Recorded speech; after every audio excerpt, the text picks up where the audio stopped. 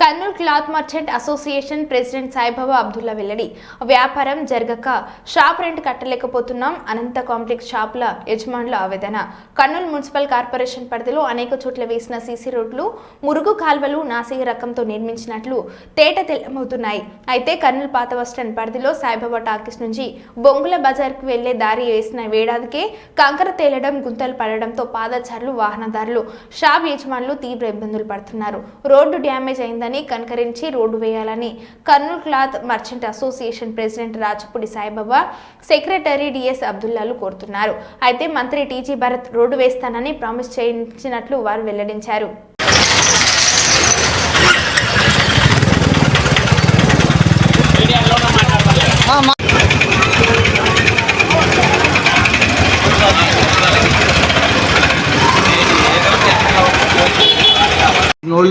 Nehru road అనంత complex వదన రోడ్లు చాలా చెడిపోయినాయి sir.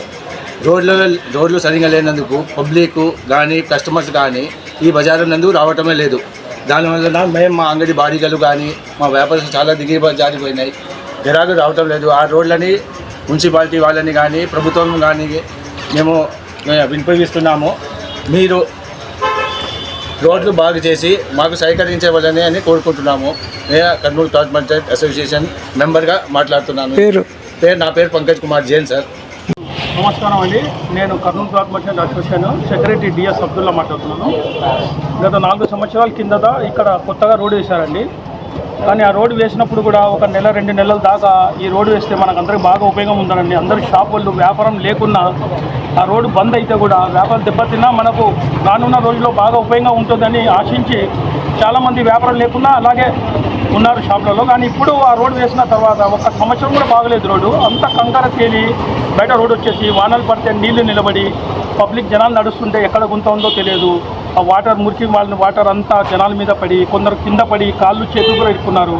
కొన్ని చిన్న చిన్న రాళ్ళు టైర్లకు తగిలి వచ్చి అద్దాలు కూడా తగ్గుతున్నాయి. ఇలాంటి సంఘటనలు చాలా జరిగినాయి ఇక్కడ. కానీ అప్పటి నుంచి ఇప్పటి వరకు ఎవరు ఏం పట్టించుకోలేదు.